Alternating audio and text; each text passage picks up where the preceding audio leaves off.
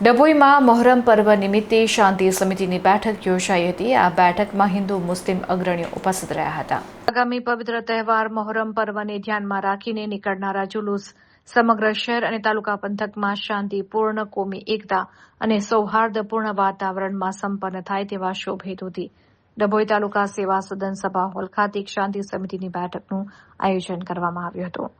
ધારાસભ્યના અધ્યક્ષસ્થાને યોજાયેલી આ બેઠકમાં વહીવટીતંત્રના ઉચ્ચ અધિકારીઓ અને બંને કોમના અગ્રણીઓ મોટી સંખ્યામાં ઉપસ્થિત રહ્યા હતા. આ બેઠકમાં ડભોઈ ડિવિઝનના પ્રાંત અધિકારી રવિરાજ પરમાર, નગરપાલિકા પ્રમુખ Pushpaben Raval, police inspector E.T. Patel, chief officer J. Kishan Tadvi તેમજ ભાજપ અગ્રણી શશિકાંતભાઈ પટેલ અને અશ્વિનભાઈ વકીલ હાજર રહ્યા હતા. આ ઉપરાંત શહેર ભાજપ કોંગ્રેસના પ્રમુખો, વિવિધ તાજિયા કમિટી મંડળના આગેવાનો અને સ્થાનિક વેપારીઓએ પણ ખાસ હાજરી આપી હતી. બેઠક દરમિયાન પોલીસ અધિકારીઓએ કાયદો અને વ્યવસ્થા જાળવી રાખવા તેમજ તહેવાર દરમિયાન પરસ્પર ભાઈચારો કાયમ રહે તે માટે જરૂરી સૂચનો કર્યા હતા. અધિકારીઓએ ભારપૂર્વક જણાવ્યું હતું કે કોઈપણ પ્રકારની અફવાઓ પર ધ્યાન આપવું નહીં. તહેવારની ગરિમા જળવાય તે રીતે જ ઉજવણી કરવી. ડભોઈ એ સંસ્કારી અને એકતાની નગરી છે, જ્યાં તમામ તહેવારો બંને કોમના લોકો હળીમળીને ઉજવે છે.